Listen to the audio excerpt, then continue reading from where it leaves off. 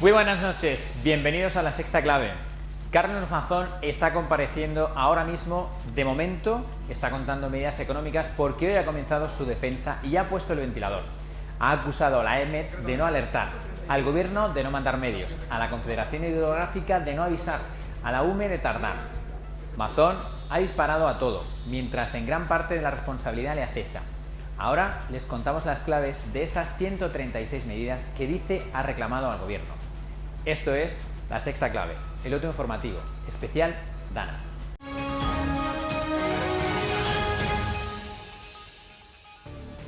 Han sido lluvias torrenciales, han caído en algunos puntos casi 500 litros por metro cuadrado. Desde hace 28 años no llovía tanto en una localidad como en la Comunidad Valenciana. Solo de las 4:30 a las 8:30 de ayer se recogieron en Chiva 343 litros. Estas son sus calles. El agua lo inundaba todo y no fue el único lugar donde ocurrió, ¿verdad, Esther? Cierto. En Pedralba, Valencia, se han recogido 411 litros por metro cuadrado. Muchos fueron los que se quedaron atrapados en su coche en medio de la calle. Hace 67 años que no llovía tanto. El alcalde ha confirmado que por el momento solo han tenido daños materiales. Así es, y esto es Utiel, una de las zonas cero. Cayeron 230 litros por metro cuadrado en 24 horas. Hubo vecinos rescatados en helicóptero, otros fueron salvados gracias a una barca. El desbordamiento del río Magro convirtió las calles de Utiel en un torrente. Allí han muerto al menos 6 ancianos que estaban solos en casa cuando les sorprendió la riada. Y así alertaba una vecina en Requena a su familia de que el puerto de Batalejo se había roto. No soportó los 271 litros por metro cuadrado que cayeron en solo 12 horas. Un centenar de personas buscaron resguardarse en el teatro principal. Pasaron la noche ahí. Vaya, y esta es la fuerza con la que bajaba el río Segura por Letur, Albacete. Allí han caído 130 litros por metro cuadrado. El agua fue devorando las calles del municipio durante la noche, llevándose por delante todo a su paso. Paiporta es uno de los municipios más afectados. Allí no llovió mucho, pero en la que crecía el río provocó la gran inundación. Esto es lo que tiene enfadados no solo a vecinos de Utiel, de Paiporta o de Massanassa, sino también a gran parte de España, que 6 días después de la tragedia, esta sea la realidad en la que viven miles de personas, porque en este momento aún no hay localidades donde hayan encontrado agua potable. Las van a ver, municipios devastados, desesperados y todo sumado a las familias rotas, ya que los vecinos se han quedado prácticamente sin nada. Hay ejemplos que demuestran que se podrían haber hecho las cosas mucho mejor, que se podría haber movilizado el ejército rápido. De hecho, ya se hizo y por algo similar en el año 1983. Fue durante las inundaciones de Bilbao. Entonces, en solo 48 horas se movilizaron a 2.000 hombres. En 3 días eran 10.000 los soldados que estaban achicando agua. Eso ocurrió hace 40 años. Ahora hay muchos más medios y aún así se han hecho las cosas mucho peor. En 1983 esos soldados repartieron 60.000 raciones de pan y 10.000 litros de agua. Y también instalaron tiendas como alojamiento temporal para quienes perdieron su casa. Sin duda se podrían haber hecho las cosas mucho mejor.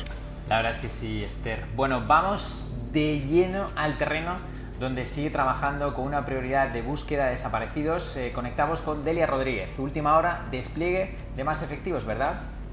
Así es. Ya son 7.800 los militares que están trabajando sobre el terreno. Lo ha adelantado el jefe de la UME, que ha explicado también que se ha tenido que ampliar la capacidad de la morgue. En un principio estaba preparada para 100 fallecidos, pero no ha sido suficiente. Ya hay prevista una morgue con capacidad para 400 fallecidos. Hasta allí se han desplazado 100 forenses para hacer las autopsias. Hoy seguimos sin tener una cifra oficial de desaparecidos. Desde la UME dicen que es difícil hacer una estimación real, pero sí han dejado claro que no se dejará ni una calle sin remover, ni una puerta sin abrir. Lo que sí tenemos son cifras provisionales de fallecidos. De momento, 215 personas han muerto a causa de esta dana. Ya se ha autorizado la entrega de 47 cuerpos a sus familias para que puedan enterrarlos. Llevamos 205 fallecidos, pero es que hasta la cifra de muertos se ha puesto incluso en duda. También se ha acusado a las autoridades de esconder la cifra de fallecidos. Y es que queremos saber, Cornelia, ¿realmente se está ocultando el número de fallecidos? La cifra de muertos se actualiza cuando se encuentran los fallecidos. Ayer eran 217 fallecidos porque se habían encontrado 217 cuerpos. Hoy son 221 porque se han encontrado 221 cuerpos. Genial. ¿Y cómo sería ese proceso de contabilizar el número de fallecidos exactamente? ¿En qué consiste? Normalmente, habitualmente es el juez el que tiene que proceder al levantamiento del cadáver. Pero en casos de catástrofe lo que hacen también es autorizar a la policía y a la Guardia Civil por ser agentes de la autoridad judicial. Luego es el juez quien está informado y quien los certifica. Así se cuantifica, pero ¿cómo sigue este proceso? ¿Cómo se llevaría a cabo el siguiente paso? Sí, bueno, luego los servicios funerarios trasladan los cadáveres a la morgue y una vez ahí también se procede a realizar las autopsias. Se pueden realizar las autopsias de varias maneras, en este caso mediante huellas digitales, mediante el ADN y mediante el análisis de las piezas dentales. ¿Y se sabe cuántos desaparecidos hay? Ahora mismo 221. Vale, genial, muchas gracias, Cornelia. La cifra de fallecidos ha crecido a lo largo del día. Aumenta mientras se accede a las zonas bloqueadas y se retiran los escombros. De hecho, la Generalitat va a habilitar la Feria de Valencia para las autopistas ante el colapso de la Ciudad de la Justicia. A esta hora continúan los cortes de agua y electricidad en varios puntos, los tramos cortados y las áreas inaccesibles. Mientras la DANA avanza, las tormentas llegarán esta noche a Mallorca y Menorca. Y hoy, cuando mucha gente aún busca a sus desaparecidos, quitan lo de sus casas e intentan conseguir comida, algunos han recibido la llamada de sus jefes exigiéndoles que vuelvan al trabajo. Lo han contado además así la vicepresidenta Yolanda Díaz, que les mandaba este mensaje: en el caso de que vuestra vida esté en juego, no hay que ir a trabajar. Pero Rubén Quiñones, cuéntame, ¿qué otras situaciones laborales nos podemos encontrar? Pues Pablo, el Ministerio del Trabajo lo ha dejado claro. La seguridad de los trabajadores es la prioridad. Por eso, si para ir a trabajar tienes que poner en riesgo tu vida, claro ejemplo, si tienes que atravesar una zona inundada, debes quedarte en casa. También hay que evitar acudir a tu puesto de trabajo si ese viaje interfiere en las labores de rescate. En estos casos, sin ninguna duda, te quedas en casa y teletrabajas, si es posible, si aún tienes internet en casa, si tienes ordenador y si tu puesto de trabajo también te lo permite. Hay casos extremos donde directamente tienes que estar en casa. Si ha fallecido un familiar, tienes que hacerte cargo de esa muerte. Si estás buscando a un miembro de tu familia desaparecido o limpiando lodo, o si has perdido tu vivienda, tu coche, a todas tus pertenencias, también están exentos de acudir a su lugar de trabajo aquellos que tengan que hacerse cargo de niños o ancianos debido al cierre de colegios o residencia de mayores. Vale, ya tenemos claro cuándo no vamos a acudir a nuestro puesto de trabajo, pero cuidado, porque hay que avisar, y hay que avisar rápido y justificar por qué te es imposible desplazarte hasta tu puesto de trabajo. Y debes hacerlo aportando pruebas del peligro, por ejemplo, cortes de carretera, alertas meteorológicas o bloqueos en los transportes públicos. También hay derecho a ausentarse si están pasando duelos o si han perdido vehículos en viviendas. El Ministerio de Trabajo también insiste en que estas circunstancias excepcionales el trabajador no podrá ser castigado por falta de puntualidad. Si alguna empresa sanciona a esos trabajadores, las sanciones quedarán anuladas. El Ministerio de Trabajo lo ha dejado muy claro: todos los que no han ido a trabajar debido a la DANA no tendrán ninguna sanción, y si la tienen, la Inspección de Trabajo actuará para solucionarlo. Gracias, Rubén. Y es que el desbordamiento de la Rambla del Pollo es una de las claves para entender la magnitud de esta tragedia. Tiene una superficie de 462 kilómetros cuadrados. El martes llevaba un caudal insólito y se produjo un efecto extraño, un embudo en algunas zonas que se inundaron, aunque apenas había llovido. Localidades en las que el desbordamiento del barranco se agravó por la edificación y presencia de infraestructuras que cortan la salida natural del curso del agua hacia la albufera. De ahí esas imágenes de inundaciones rapidísimas y coches amontonados, unos encima de otros. Sí, Pablo, mientras hay gente que ayuda a los demás, gente que dona dinero, hay otros irresponsables que se dedican a mentir, a lanzar bulos, a entorpecer la labor de asociaciones como la Cruz Roja. Olga Huerta, a Cruz Roja, la ultraderecha la están friendo a bulos, ¿no? Pues sí. El último acusa a la organización de estar haciendo negocio con las víctimas y no ayudar sobre el terreno. Porque para actuar con mayor eficiencia han pedido, de acuerdo con los ayuntamientos, que las donaciones sean económicas. No solo en esas imágenes les hemos visto asistir a víctimas y voluntarios. En su web son públicas las cifras de sus actuaciones en la zona. 156.000 asistencias, repartiendo comida, medicamentos, prestando ayuda psicológica y colaborando en las tareas de limpieza y de traslados.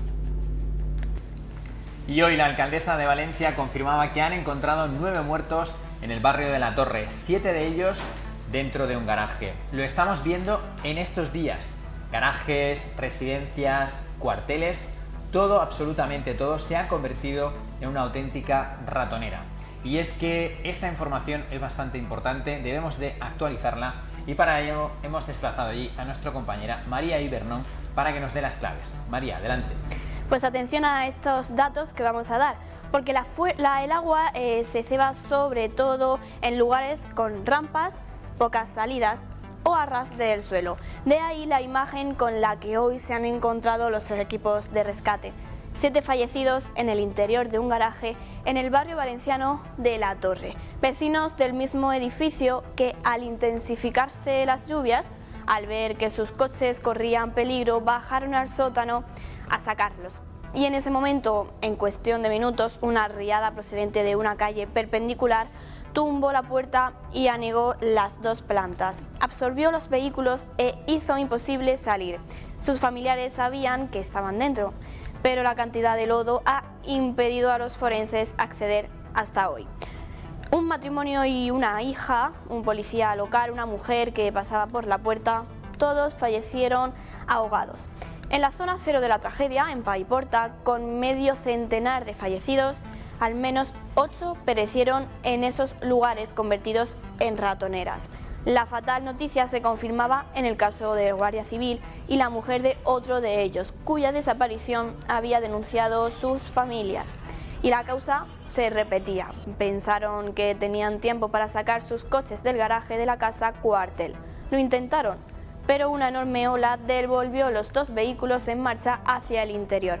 El único superviviente intentó sacar sin éxito a su pareja.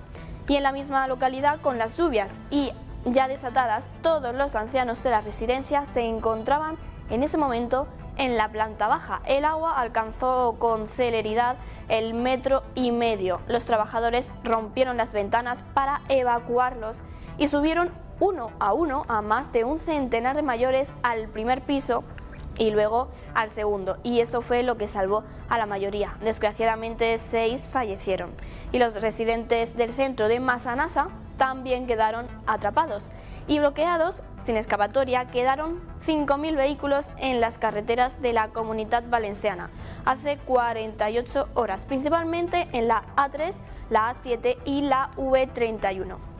Pero en total más de 70 carreteras fueron cortadas por escombros, barro, tráileres atravesados o coches apilados. Resultaba imposible, sin duda, seguir los consejos de los expertos. Demasiada agua como para aferrarse a algo estable o subirse a los techos. Hoy, por suerte, no quedan atrapados. Las plantas más altas son siempre, en estos casos, recordamos, los lugares más seguros donde refugiarse. Gracias, María. Pues impresionante las historias y también sobrecoge ver el antes y el después de algunas de estas zonas. Están viendo el barranco de Chiva, el que atraviesa el casco urbano y que se ha desbordado y ha arrasado locales y viviendas. Y este es el antes y el después de Letur, Albacete, con apenas 900 habitantes y que durante todo el día han estado buscando a los vecinos desaparecidos. Y esto Catarroja, en Valencia, donde los vecinos cuentan cómo se inundan en segundos sus calles. Y desde el aire, Utiel se ve completamente diferente, cubierta por el agua. Los daños son todavía incuantificables. Se han perdido vidas, casas e infraestructuras. La Generalitat ya ha anunciado ayudas. Sergio Hernández, ¿sabemos de cuánto y cuándo van a llegar esas ayudas? Pues sí, de primeras un primer paquete de 250 millones de euros. Serán express, sin papeleo y compatibles con otras administraciones. Se aprobarán este martes. Un mínimo de 6.000 euros por afectado. Habrá que esperar a ver la letra pequeña, pero funcionarían como las ayudas tras el incendio de Campanar. Habrá también, a su vez, ayudas para el realojo de personas vulnerables, deducciones del IRPF y créditos al 0%. Además, desde la Diputación de Valencia, ayudas por 25 millones de euros. El Consejo de Ministros declarará la zona como catastrófica y habrá ayudas también del Gobierno central. Por último, se pedirá el Fondo de Solidaridad a la Unión Europea, aunque eso tardará un poco más, porque se tramita cuando estén evaluados el 100% de los daños. Vamos al detalle de las ayudas, porque hoy el Gobierno ha anunciado 10.600 millones. De momento, quienes hayan perdido su casa recibirán hasta 60.000 euros del Estado, al que podría sumar la ayuda de la Generalitat Valenciana. También hasta 10.300 euros por cambiar muebles y electrodomésticos. Y quienes hayan perdido su automóvil recibirán del Consorcio de Seguros un 20% más del valor actual de su coche.